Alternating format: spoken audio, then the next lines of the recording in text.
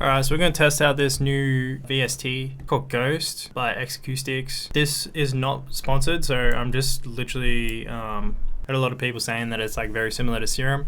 Just came out, just thought I'd give it a test. I literally just got it. I think I've like tried out 2 or 3 presets and that's about it. So this is kind of like my reaction. Made kind of like a draft midi. Just to hear the playback of some of the presets, and then I'll just kind of like build the whole beat around it. But I've just got to find like a nice preset. It sounds good.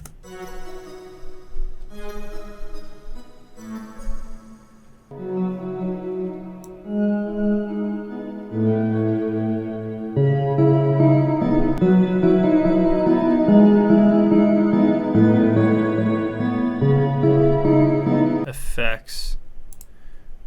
There we go, compressor. Multi-band.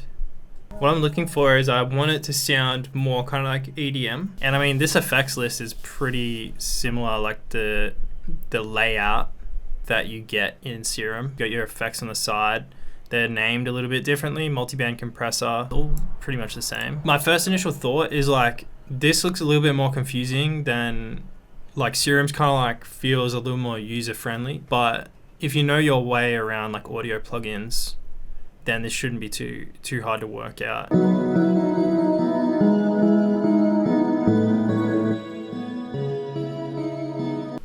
Maybe I'll put this in the end.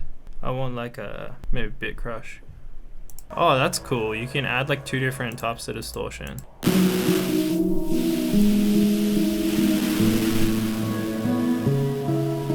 I'm not really getting the sound that I want out of the bit crusher.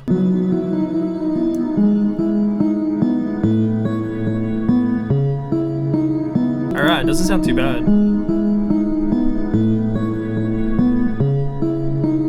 I was looking for a little bit more of a Serum sounding like bit crusher or like erosion, but I mean this is giving like a pretty nice sound, so if I just dump erosion in here.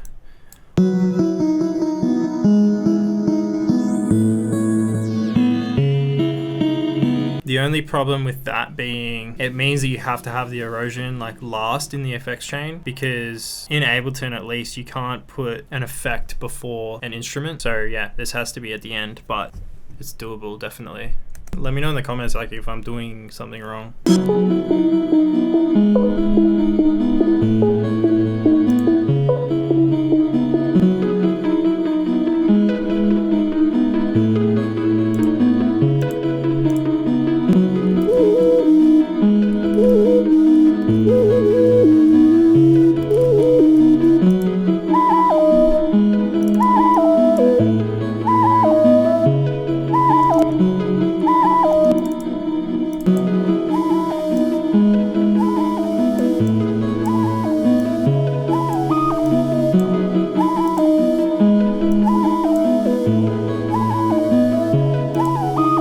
This is why it's important to put effects in specific orders, like on the chain. In this instance, we've got the like the multi-band compressor after the reverb. I don't know if you can hear it, but the tail of the reverb, so the compressor is like pulling down and making the whole sound like flatter. And without that, it's kind of like the signal comes here and then you'll hear the reverb, it'll drop off.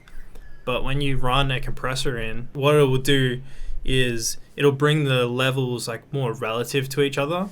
So by putting the compressor after the reverb, what it's doing is it's bringing this reverb signal back up closer to the, I guess, like average level. So basically what's happening is once the lead has finished, you can hear the tail of the reverb and it kind of like pumps back up, which is a really cool effect that's used in like electronic music, dance music. But if I put the compressor before the reverb, it wouldn't do that and you wouldn't hear that reverb tail.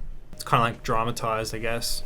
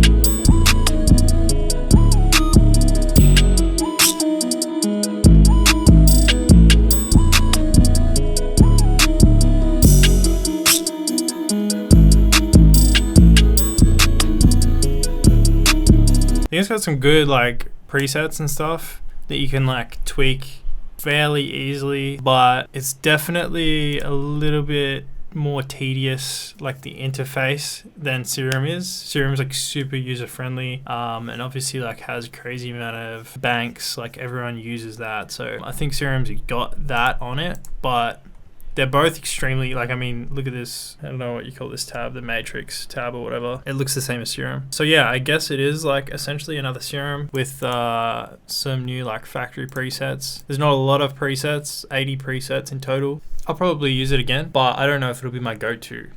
It will definitely just be handy to have in my plugins. So yeah, I don't know. Let me know what you think. This project file will obviously be on my Patreon if you want to download it. I've been making tons of these type of beats. Been listening to heaps of old Joey